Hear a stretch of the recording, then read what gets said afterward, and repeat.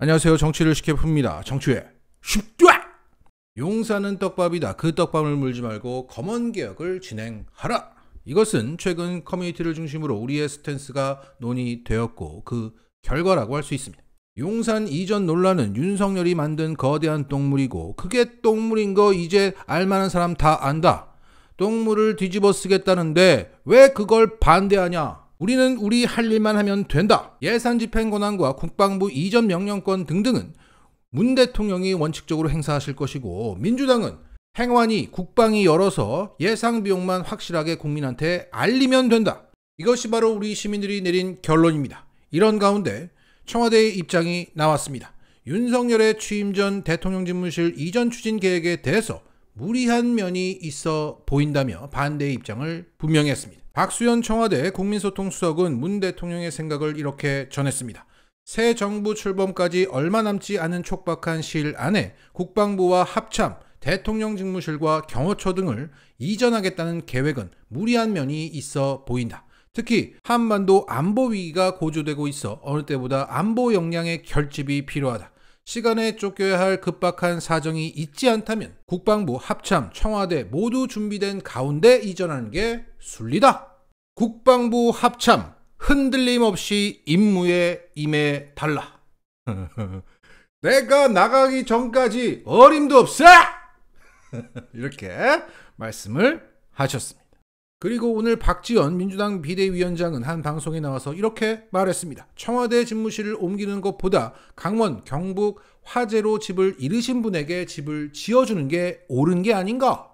이처럼 용산 이전에는 원칙적이고 옳은 대응을 하고 남은 역량을 검언개혁 법안 처리에 열과 성의를 타면 됩니다. 결국 시민들이 내린 결론의 그 기저에는 그들은 겪어봐야 한다.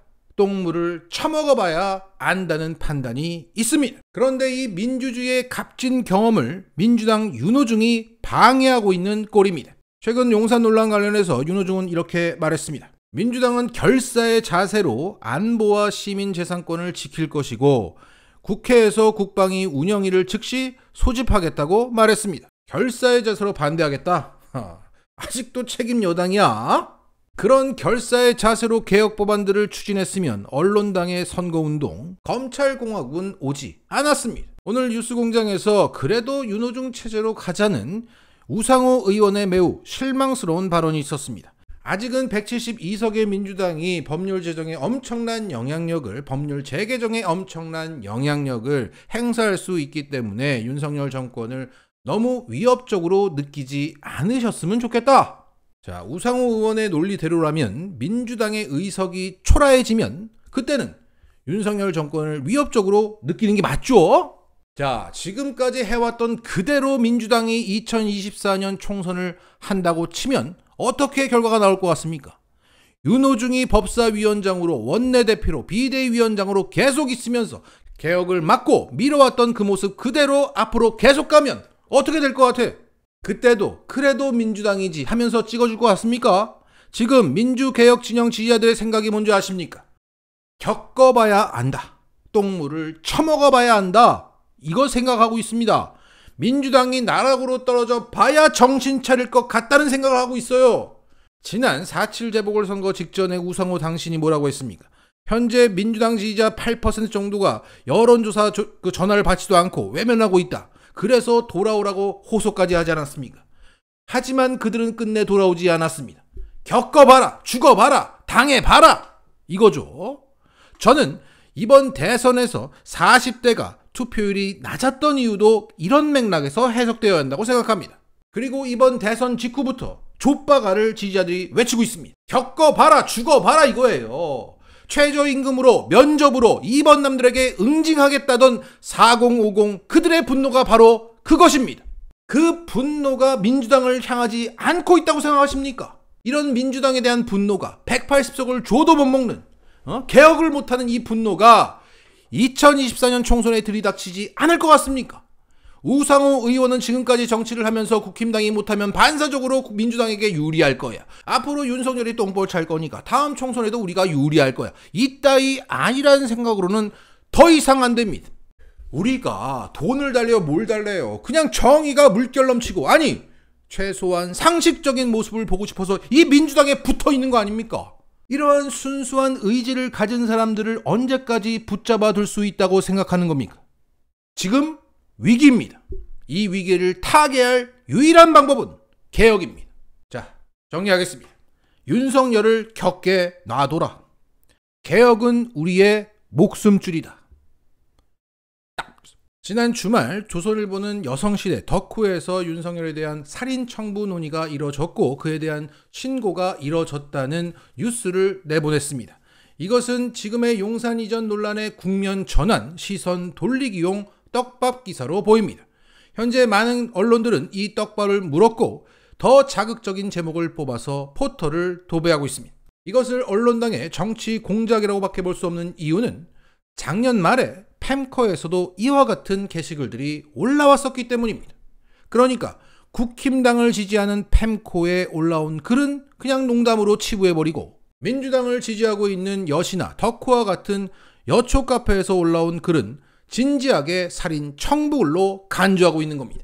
자, 그 팸코의 글을 볼까요? 누가 윤석열 암살하면 가능하다. 오미크론 걸려서 중증 가면 된다. 윤석열이랑 술 마시고 운전시키자. 윤석열 암살밖에 없다. 누가 김재규가 될 것이냐. 누가 칼빵을 매겨야 한다. 레알. 누가 이재명하고 윤석열을 암살 좀 해달라. 오늘 눈 오던데 낙상사 제발. 급성 심근경색 제발. 자, 당시에 팸코는 홍준표를 지지했었기 때문에 국힘 후보로 결정된 윤석열을 죽이고 싶다는 얘기를 한 것입니다.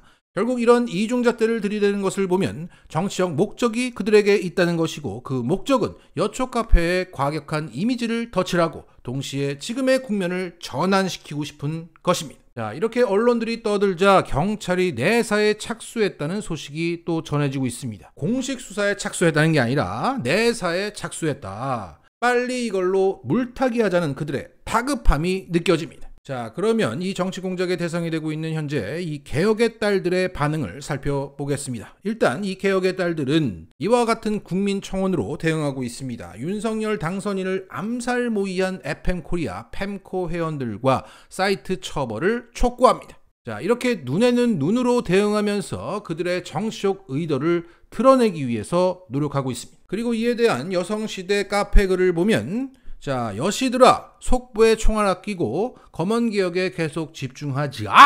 우리 검언개혁에 화력 쏟을까봐 견제 들어오고 있다. 불안해하고 있어. 정확합니다. 그 댓글들을 보면 우리 뭉치자. 팸코도 수사해라. 검언개혁 가자. 박홍근 원내대표 가자. 행동하자는 댓글들이 쏟아졌습니다. 그리고 덕후의 반응이 재밌습니다. 덕후는 늘 재밌어요. 한성수가 나를 고소했다. 이래야 쫄리는 거죠. 방시혁이 나를 고소했다. 이래야 화제가 되는 거지. 기왕이면 서동재 검사로 배정해달라고. 자, 그러니까 아이돌판에서 덕질하고 있는 입장에서 유명한 소속사 대표가 나를 고소하면 뭉찔하겠는데 너희들이 고소해봐야 뭐 글쎄다. 진행 중이라고 하니까 이왕지사 드라마 그 비밀의 숲에서 잘생긴 그 검사 서동재 검사로 배정해 주세요. 라고 하고 있습니다. 그리고 고민하는 지점이 다릅니다. 경찰에 출석했을 때 무슨 옷을 입고 나갈까? 이게 고민이다. 그래서 이 노자가 돼 있는 그 옷을 입을까? 아니면 내가 범인이니까 검은색으로 블랙으로 또 할까? 뭐 이런 걸 고민하고 있습니다. 자, 이분들은 지금까지 우리가 정치권에서 겪어보지 못한 분들입니다. 이런 분들은 주로 연예계에 계셨기 때문에 예능감이 남다르고 멘탈이 강합니다. 자, 결국 이 한마디로 요약될 것 같아요. 니들이 이럴수록 우린 더 뭉친다. 땡큐. 다시 한번 정리하겠습니다. 검찰개혁, 언론개혁은 우리의 목숨줄이다. 마치겠습니다.